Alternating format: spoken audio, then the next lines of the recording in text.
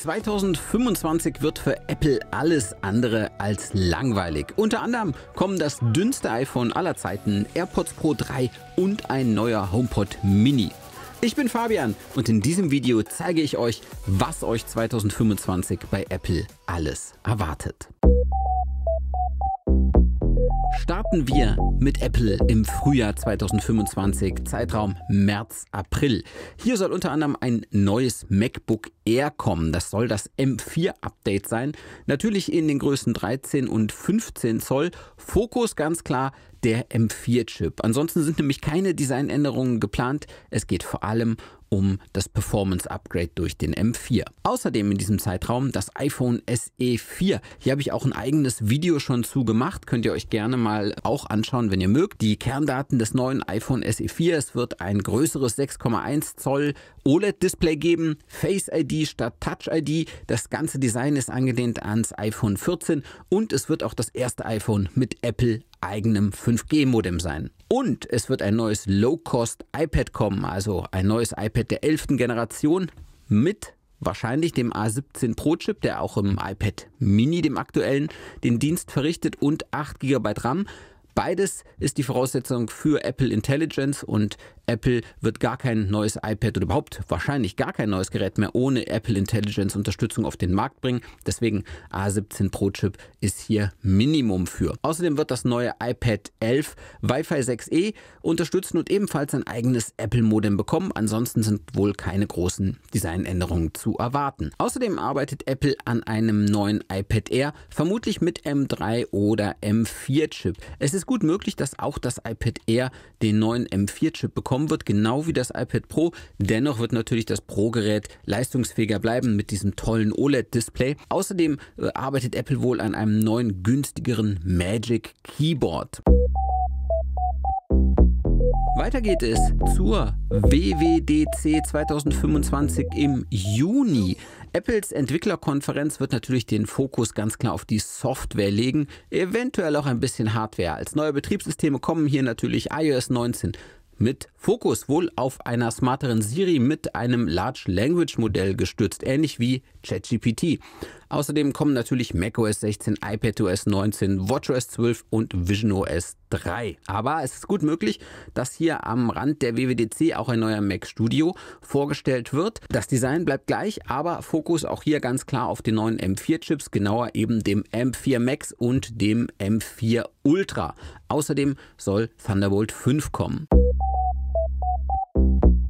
Natürlich bleibt es spannend im September, vielleicht der spannendste Monat im ganzen Jahr. Hier kommen die neuen iPhones auf den Markt. Die iPhone 17 diesmal. Natürlich wird es das iPhone 17 Standardmodell geben mit einem klassischen 2-Kamera-Setup und es wird natürlich das günstigste iPhone 17 Modell kommen. Der A19-Chip, der soll natürlich in allen iPhone 17 Modellen auch die Basis sein. Das iPhone 17 Plus wird es nicht geben. Dafür kommt das iPhone 17R mit einem neuen ultra dünnen Design von 5,5 bis 6 mm ist hier die Rede, also nur knapp dicker als das aktuelle iPad Pro 13 Zoll. Es wird ein 6,6 Zoll Display geben und wohl nur eine Kamera haben aus Platzgründen.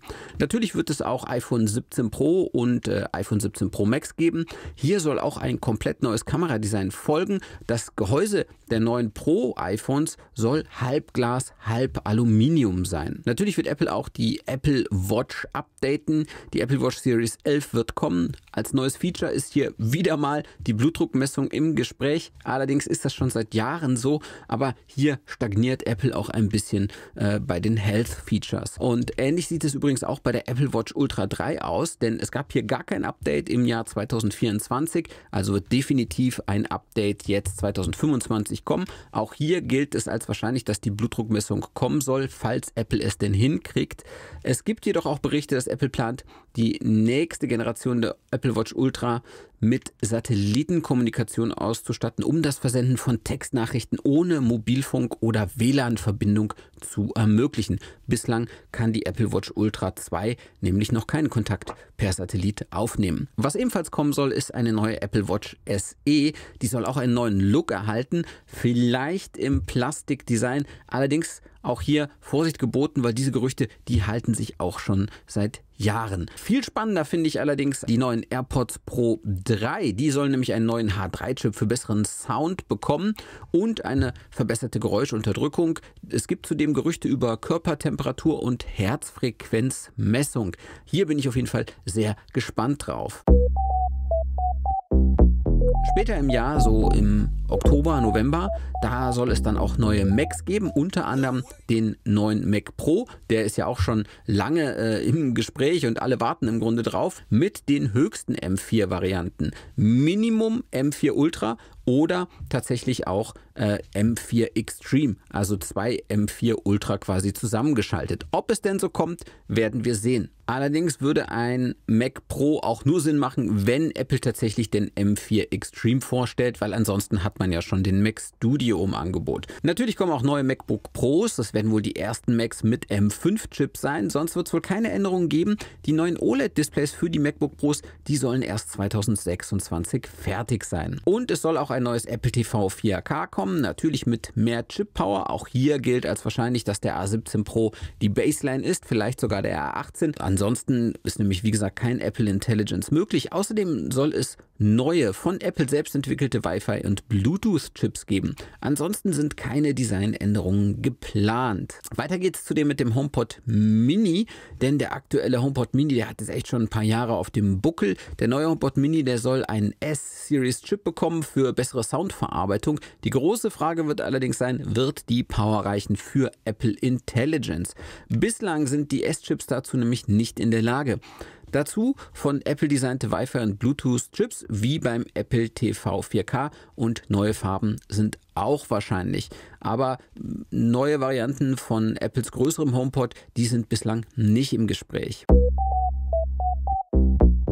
Ja, und es gibt natürlich noch diverse Produkte ohne genaues Release-Datum, angefangen bei den AirTags 2. Die sollen einen besseren Ultra-Wideband-Chip bekommen für eine genauere Ortung.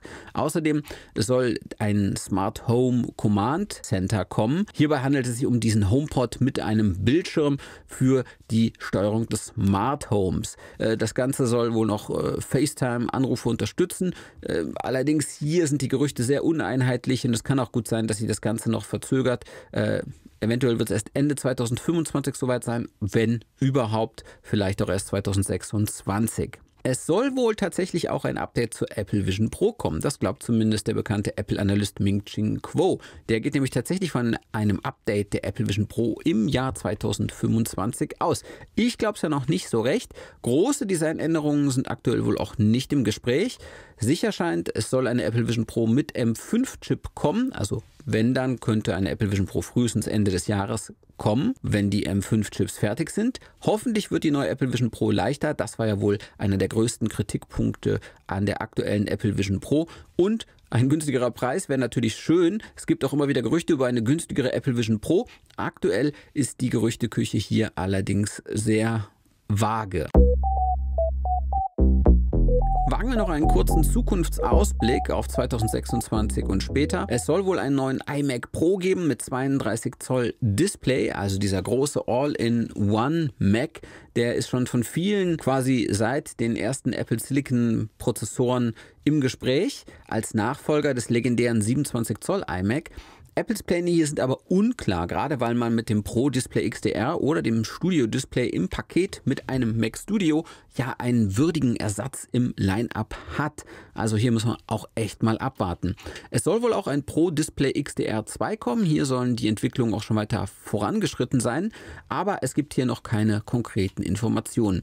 Ja, und natürlich arbeitet Apple an Foldable-Geräten, unter anderem natürlich an dem Foldable iPhone. Hier ist im Gespräch von einem 7,5 bis 8 Zoll faltbarem Display und hier gibt es erst ganz frische Gerüchte darauf, dass Apple sich wohl auf einen Display-Zulieferer geeinigt haben soll oder ein Abschluss in Kürze bevorstehen könnte. Außerdem soll es wohl auch Foldable iPads und Macs geben.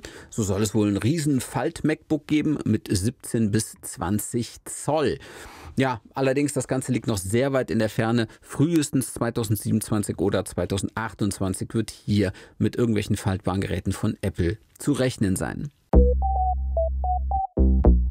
Ja, kommen wir zu meinem Jahresausblick. Von Flaute ist auf jeden Fall keine Spur. 2025 wird ein spannendes Jahr für Apple. Natürlich kann man sagen, dass die ganz großen Innovationen fehlen, aber ein M4 MacBook Air, das neue iPhone SE 4 oder ein super dünnes iPhone Air, die werden auf jeden Fall für jede Menge Verkaufswind bei Apple sorgen. Mein persönliches Highlight sind allerdings die AirPods Pro 3, denn ich freue mich wirklich auf noch besseren Sound und eine deutlich bessere Geräuschunterdrückung. Und ich spüre auch echt schon Alterserscheinungen bei meinen aktuellen AirPods Pro 2, die ich aber immer noch für einen der besten Kopfhörer überhaupt halte. Welches Gerät interessiert euch denn am meisten? Schreibt es mal in die Kommentare und lasst gerne ein Abo da, wenn ihr keine Apple News hier auf dem Kanal mehr verpassen wollt. Ich bin Fabian, macht's gut, bis zum nächsten Video. Ciao.